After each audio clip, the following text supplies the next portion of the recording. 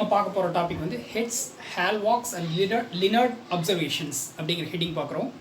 அதாவது heads, Hallwachs மற்றும் Lenard சோதனைகள்.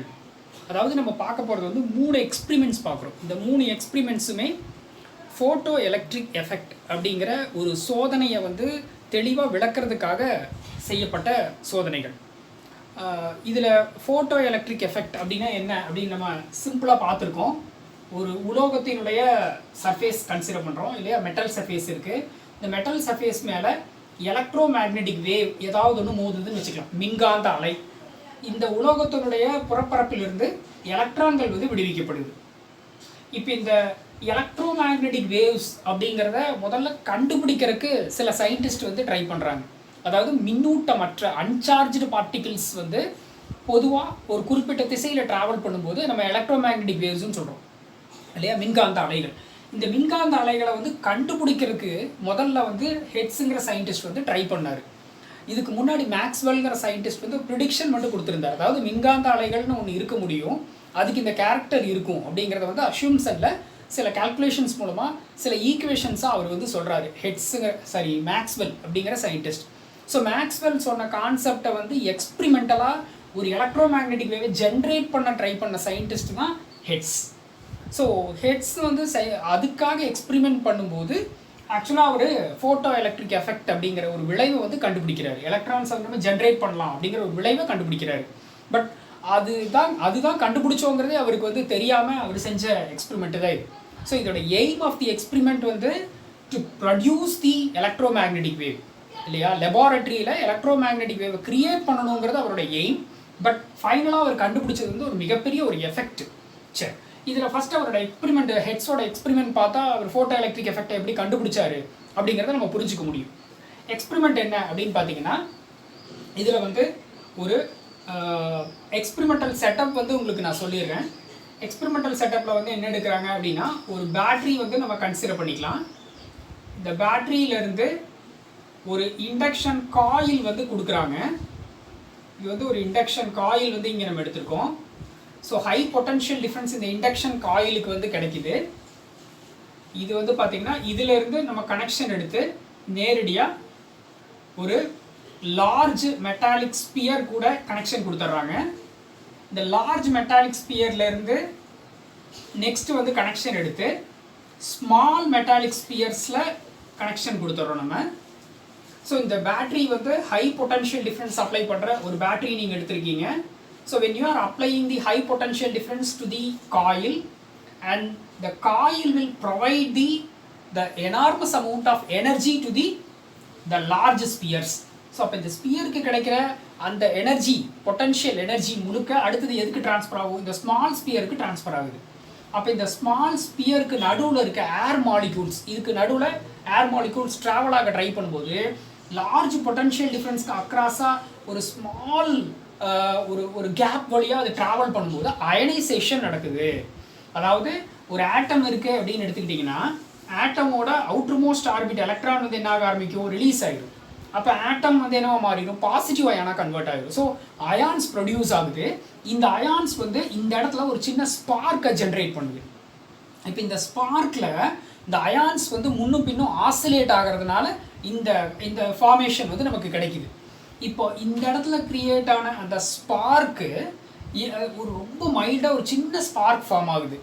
இப்போ இதில் எலக்ட்ரோ மேக்னெட்டிக் வேவ் வந்து இங்கேயே ஜென்ரேட் ஆக ஆரம்பிச்சிருக்கு. இப்போ இங்கே ஜென்ரேட் ஆனது எலக்ட்ரோ மேக்னெட்டிக் வேவ் தான் அப்படின்னு ப்ரூஃப் பண்ணுறதுக்காக ஆப்போசிட்டில் காப்பரில் செஞ்ச ஒரு சின்ன ஒரு சர்க்கிள் ஷேப்பில் இருக்கிற ஒரு ரிங்கு வந்து இங்கே எடுக்கிறாங்க. இது வந்து பார்த்தீங்கன்னா இதுலேயும் ஒரு சின்ன கேப் இருக்குது இல்லையா, இது வந்து இதை நிற்க வச்சுருக்காங்க.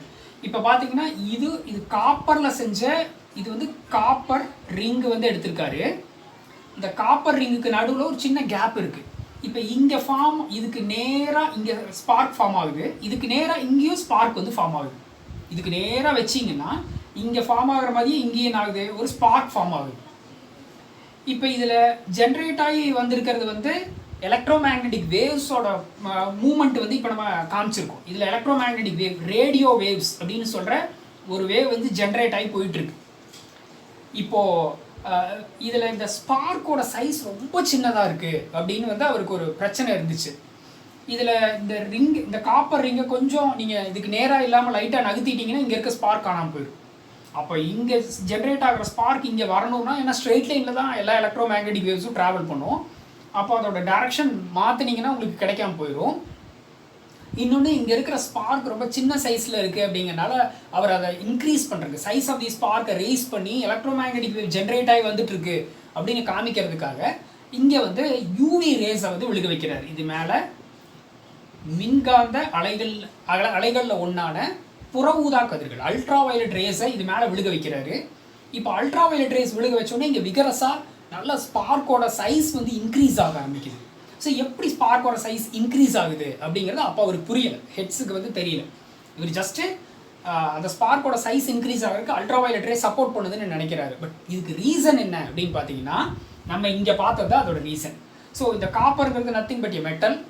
அப்போது இங்கே வந்து பார்த்தீங்கன்னா இங்கே வந்து பார்த்தீங்கன்னா இங்கே ப்ரொடியூஸ் ஆன அந்த ஸ்பார்க்கு இன்னும் விகரஸ் ஆனதுக்கு காரணம் இங்கே வந்து ஹை பொட்டன்ஷியல் டிஃப்ரென்ஸ் நம்ம கொடுத்துட்ருக்கோம். இங்கே நம்ம மேலேருந்து வந்து பார்த்தீங்கன்னா electro magnetic wave, radio waves வந்து ப்ரொடியூஸ் ஆகிருக்கு, அங்கே ரேடியோ வேவ்ஸ் இருக்குது. நீங்கள் அல்ட்ரா வயலட் ரேஸை வந்து இதில் விழுக வைக்கும்போது இந்த இடத்துல உங்களுக்கு வந்து எலக்ட்ரான்ஸ் எமிட் ஆகுது. ஏன்னா மெட்டல் சர்ஃபேஸ் மேலே ஒரு பொட்டன்ஷியல் டிஃப்ரென்ஸில் இருக்க ஒரு மெட்டல் மேலே வந்து ரேடியோ வேவ்ஸ் விழுகுது, யூவி ரேடியேஷன்ஸ். இந்த யூவி ரேடியேஷன்ஸ் எலக்ட்ரான்ஸை ஜென்ரேட் பண்ணுது. எலக்ட்ரான்ஸ் அந்த ஸ்பார்க் டிஸ்சார்ஜ் கூட ரியாக்ட் பண்ணும்போது விகரஸாக ஸ்பார்க் மாற ஆரம்பிச்சிருது அப்படின்னு நம்ம பார்க்குறோம். ஸோ ஆல்ரெடி ப்ரொடியூஸ் ஆகியிருக்கிற ரேடியோ வேவ்ஸ் இல்லையா, இந்த ரேடியோ வேவ்ஸ் வந்து மூவிங் ஆகிட்டு இருக்கு. நீங்கள் அல்ட்ரா வயலட் ரேடியேஷன்ஸை இந்த மெட்டல் சர்ஃபேஸ் மேலே விழுக வச்சு மெட்டல் சர்ஃபேஸ்லேருந்து எலக்ட்ரான்ஸ் எமிட் ஆகுது, ஃபோட்டோ எலக்ட்ரிக் எஃபெக்ட் நடக்குது. ஸோ எலக்ட்ரான்ஸ் அந்த ஸ்பார்க் டிஸ்சார்ஜ் மேலே ரியாக்ட் பண்ணுறதுனால ஸ்பார்க் இன்னும் கொஞ்சம் நல்லா தீவிரமடையுது அப்படின்னு வந்து நம்ம பார்க்குறோம். ஸோ இவர் கண்டுபிடிச்சது photo electric effect. Photons falls அந்த metal, it emits the electron அப்படிங்கிறதுக்கான ப்ரூஃபாக இதை வந்து நம்ம எடுத்துக்கலாம். ஓகே, அப்போது நம்ம ரெண்டாவதாக நம்ம பார்க்க போகிறது வந்து ஹால்வாக்ஸ் எக்ஸ்பெரிமெண்ட். ஸோ ஹால்வாக்ஸோட எக்ஸ்பெரிமெண்ட் வந்து வெரி சிம்பிள் அண்ட் ஈஸிலி அண்டர்ஸ்டாண்டபிளாக தான் இருக்கும். எப்படின்னு பாருங்கள், இதில் வந்து நம்ம ஜிங்க்கில் செஞ்ச சர்க்குலர் பிளேட் வந்து எடுத்துக்கிறோம். ஒரு க்ளீன் ஜிங்க் சர்க்குலர் பிளேட் வந்து நான் எடுத்திருக்கேன். இந்த சர்க்குலர் பிளேட்டில் இருந்து வந்து பார்த்தீங்க அப்படின்னா நெக்ஸ்ட்டு எலக்ட்ரோஸ்கோப் அப்படின்னு ஒரு இன்ஸ்ட்ருமெண்ட் வந்து நம்ம கனெக்ஷன் பண்ணியிருக்கோம். எலக்ட்ரோஸ்கோப் அப்படிங்கிற இன்ஸ்ட்ருமெண்ட் எதுக்காக யூஸ் பண்ணுறாங்கன்னா, சார்ஜஸ் வந்து ஒரு மெட்டீரியலில் இருக்கா இல்லையா அப்படின்னு டெஸ்ட் பண்ணுறதுக்கு நம்ம யூஸ் பண்ணிக்கிறோம். அண்ட் சார்ஜ் ஸ்டோரேஜ் பண்ணுறதுக்கும் அதை நம்ம பயன்படுத்தலாம். சரி, அப்போது இது வந்து அன்சார்ஜ்டு ஜிங்க் பிளேட். இப்போ நம்ம என்ன பண்ணுறோம் அப்படின்னு பார்த்தீங்கன்னா, யூவி ரேடியேஷன்ஸை, அல்ட்ரா வயலட் ரேடியேஷன்ஸை இது மேலே நம்ம விழுக வைக்கிறோம். நமக்கு ஃபோட்டோ எலக்ட்ரிக் எஃபெக்ட் முதல்லே தெரியும். இது வர்றது யூவி ரேடியேஷன்ஸுங்கிறது நியூட்ரல் சார்ஜ் இருக்கிற ஃபோட்டான்ஸ். இது மெட்டல் சர்ஃபேஸில் விழுந்துச்சுன்னா என்ன பண்ணுவோம், எலக்ட்ரான்ஸை எமிட் பண்ணும். இப்போ நம்ம ப்ரூஃப் பண்ண வேண்டியது வெளியே போனது எலக்ட்ரான் தான் அப்படின்னு நம்ம ப்ரூஃப் பண்ணணும். ஸோ இதில் இருக்க எலக்ட்ரான்ஸ் வந்து போக ஆரம்பிச்சிருச்சுன்னா மெட்டலுக்கு என்ன சார்ஜ் கிடைக்கும், பாசிட்டிவ் சார்ஜ். ஸோ இப்போ இதில் ஃபுல்லாக பாசிட்டிவ் சார்ஜ் கிரியேட் ஆகுது. இந்த பாசிட்டிவ் சார்ஜஸ் எல்லாம் என்ன ஆக ஆரம்பிக்கும் அப்படின்னா, இந்த மெட்டல் மூலமாக உள்ளே ட்ராவல் பண்ணி, இப்போ இதில் வந்து எலக்ட்ரோஸ்கோப்புங்கிறது நத்திங் பட் இது ஃபுல்லாகவே வேக்யூம் டெவலப் பண்ண ஒரு கண்டெய்னர். இந்த கண்டெய்னருக்குள்ளே வந்து பார்த்தீங்கன்னா ரொம்ப தின் சைஸில் கோல்டில் செஞ்ச 2 பிளேட்ஸ் வந்து அங்கே வச்சுருப்பாங்க. ரொம்ப மைல்டாக இருக்கிற பேப்பர் மாதிரி இருக்கிற திக்னஸில் 2 கோல்டு பிளேட்ஸ் வந்து இதில் வச்சுருப்பாங்க, மெட்டல் பிளேட். ஓகே, ஸோ அப்போ இந்த சார்ஜ் வந்து உள்ளுக்குள்ளே ட்ராவல் பண்ணி போகும். இந்த 2 பிளேட்டுக்குமே, 2 அந்த ஃபைன் லீவ்ஸுக்கும் உங்களுக்கு என்ன ஆக ஆரம்பிக்கும், சார்ஜஸ் கிடைக்கும், positive charges. So we already know that the same charges will repel each other. அப்போ இது இந்த லீவுக்கும் ஃபுல்லாக பாசிட்டிவ் சார்ஜ் இருக்குது, இந்த லீவ்ஸ்லையும் பாசிட்டிவ் சார்ஜ் தான் இருக்குது. அப்போ 2 லீவ்ஸ் ஒன்று என்ன பண்ண ஆரம்பிச்சிடும், ரிப்பல் பண்ண ஆரம்பிச்சிடும். ஸோ இந்த லீவ்ஸ் ஒன்று விலகி போகிறத நீங்கள் பார்க்கலாம். 2 இலைகளும் ஒன்று விளக்குது. ஏன்னா ஒத்த மின்னூட்டங்கள் 2லையும் நிறைய கிடச்சிட்டே இருக்குது. இந்த யூவி அனுப்ப எலக்ட்ரான் வெளியே போகுது, பிளேட்டு பாசிட்டிவ் ஆகுது, பாசிட்டிவ் சார்ஜ் உள்ளே இறங்கிட்டே இருக்குது. ஸோ பாசிட்டிவ் சார்ஜ் நிறைய கிடைக்கிறனால ஒவ்வொரு ரெண்டு இலைகளும் ஒன்று விட்டு ஒன்று விலகி போகுது. First experiment. இப்போது ரெண்டாவது என்ன பண்ணுறாங்கன்னா, அடுத்தது ஒரு ஜிங்க் பிளேட், அதே போல் சர்க்குலர் ஜிங்க் பிளேட் எடுத்திருக்கோம். இந்த சர்க்குலர் ஜிங்க் பிளேட் வந்து கனெக்டட் வித் தி நம்ம முதல்ல எடுத்த மாதிரி எலக்ட்ரோஸ்கோப் கூட கனெக்ட் ஆகிருக்கு. இப்போ நீங்கள் யூவி ரேடியேஷன்ஸை விழுக வைக்கிறீங்க. இந்த ஜிங்க் பிளேட் வந்து பாசிட்டிவ் சார்ஜ்டு ஜிங்க் பிளேட். முதல்ல எடுத்தது நம்ம நியூட்ரல் எடுத்தோம், இப்போ எடுத்துருக்கிறது பாசிட்டிவ் சார்ஜஸ் ஆல்ரெடி வச்சிருக்க ஜிங்க் பிளேட். இப்போ நீங்கள் மேலேருந்து யூவி ரேடியேஷன்ஸ் விழுக வைக்கிறீங்க, எலக்ட்ரான்ஸ் வந்து மெட்டல் பிளேட்லேருந்து வெளியே போக ஆரம்பிச்சிடும் இல்லையா? இப்போ மெட்டல்லேருந்து எலக்ட்ரான்ஸ் வெளியே போச்சு அப்படின்னா இன்னும் பாசிட்டிவ் சார்ஜ் இதுக்கு என்ன ஆக ஆரம்பிக்கும், அதிகமாக ஆரம்பிக்கும். எலக்ட்ரான்ஸ் போக போக இது பாசிட்டிவ் சார்ஜ் இன்னும் அதிகமாகும். So more number of positive charges வந்து என்ன ஆகும், இதுக்குள்ளே இன்னும் வந்துக்கிட்டே இருக்கும். ஸோ பாசிட்டிவ் சார்ஜஸ் கண்டென்ட் அதிகமாகிறப்போ இன்னும் லீவ்ஸ் என்ன ஆகும், இன்னும் வேகமாக இன்னும் கொஞ்சம் நல்லா தள்ளி தள்ளி போயிடும். அப்போ வெளியே போனது எலக்ட்ரான் தான் அப்படிங்கிறத நீங்கள் புரிஞ்சுக்கலாம். இப்போ மூணாவது அதே போல் ஒரு ஜிங்க் பிளேட் எடுத்துக்கிறோம். இது வந்து எலக்ட்ரோஸ்கோப் கூட கனெக்ட் ஆகிருக்கு இல்லையா? இது வந்து நெகட்டிவ்லி சார்ஜ்டு ஜிங்க் பிளேட். அதே போல் யூவி ரேடியேஷன்ஸ் வந்து விழுகுது இல்லையா? யூவி ரேடியேஷன்ஸ் விழுகுது. இங்கே விழுந்த உடனே எலக்ட்ரான்ஸ் வந்து மெட்டல் பிளேட்லேருந்து வெளியே மூவ் ஆக ஆரம்பிக்கும். ஆல்ரெடி இருக்கக்கூடிய எலக்ட்ரான்ஸ் தான் வெளியே போகுது. அப்போ எலக்ட்ரான்ஸோட எண்ணிக்கை கம்மியாகுது. அப்போ ஆல்ரெடி இதில் வந்து எலக்ட்ரான்ஸ் கொஞ்சம் இருந்திருக்கும். நீங்கள் யூவி அனுப்புறதுக்கு முன்னாடி இங்கே எலக்ட்ரான் இருந்துச்சுன்னா அந்த எலக்ட்ரான் உள்ளே ட்ரான்ஸ்ஃபர் ஆகி லீவ்ஸ் கொஞ்சம் விரிஞ்சு தான் இருக்கும். நீங்கள் யூவி அனுப்புனதுக்கப்புறமா எலக்ட்ரான்ஸ் எல்லாம் நிறைய வெளியே போனதுனால எலக்ட்ரான்ஸோட கண்டென்ட் குறையிறப்போ உள்ளே இருக்க சார்ஜஸும் கம்மியாகும். அப்போ ஆல்ரெடி வந்து ஒன்னோடனே விலகி நிற்கிற லீவ்ஸ் என்ன ஆகும், க்ளோஸராக வர ஆரம்பிக்கும். ஸோ மூணு டிஃப்ரெண்ட் பிளேட்ஸ் ஜிங்க் பிளேட் வச்சு நம்ம எக்ஸ்பெரிமெண்ட் பண்ணியிருக்கோம். ஃபஸ்ட்டு அன்சார்ஜ்டு பிளேட் வச்சு பண்ணுறோம், அடுத்தது பாசிட்டிவ் சார்ஜ் பிளேட் வச்சு பண்ணுறோம், அடுத்து நெகட்டிவ் சார்ஜ் பிளேட் வச்சு பண்ணுறோம். இதில் அன்சார்ஜ் பிளேட் வச்சு பண்ணும்போது எக்ஸ்டென்ஷன் ஆகும். அதே போல் இங்கேயும் பாசிட்டிவ் சார்ஜ் பிளேட் பண்ணும்போது ஒன்று விட்டு ஒன்று விலகி தான் போகும். நெகட்டிவ் சார்ஜ் பிளேட் பண்ணும்போது ஒன்று விட்டு ஒன்று நெருங்கி வரும். இது எல்லாமே எதுக்கான ப்ரூஃப் அப்படின்னா யூவி ரேடியேஷன்ஸ் விழும்போது எலக்ட்ரான்ஸ் பிளேட்லேருந்து வெளியே போகுது அப்படின்னு ப்ரூஃப் பண்ணுறதுக்கான ஒரு எக்ஸ்பெரிமெண்ட்டாக இதை நம்ம சொல்லலாம். அப்போ ஃபோட்டோ எலக்ட்ரிக் எஃபெக்ட்டுக்கு again we get another one proof from Hallwach's experiment அப்படின்னு வந்து நம்ம பார்க்குறோம். இது செகண்ட் எக்ஸ்பெரிமெண்ட். ஸோ நெக்ஸ்ட்டு நம்ம பார்க்க போகிறது வந்து third experiment. Very easy experiment அது உங்களுக்கு தேர்ட் எக்ஸ்பெரிமெண்ட் தான். அது வந்து லெனார்ட் எக்ஸ்பெரிமெண்ட் அப்படின்னு நம்ம பார்க்குறோம். சரி, லெனார்ட் எக்ஸ்பெரிமெண்ட் என்ன அப்படின்னா ஒரு ஹைலி எவாக்குவேட்டட் ஒரு டியூப் வந்து எடுத்துக்கிறாங்க. இந்த டியூப்பில் வந்து பார்த்திங்கன்னா 2 மெட்டல் பிளேட்ஸ் எடுத்துக்கிறோம். இதில் ஃபஸ்ட்டு மெட்டல் பிளேட் வந்து connected to negative terminal of battery and another one metal plate is connected to the positive terminal of battery through galvanometer இல்லையா? இதில் இது பேட்டரி, இது galvanometer.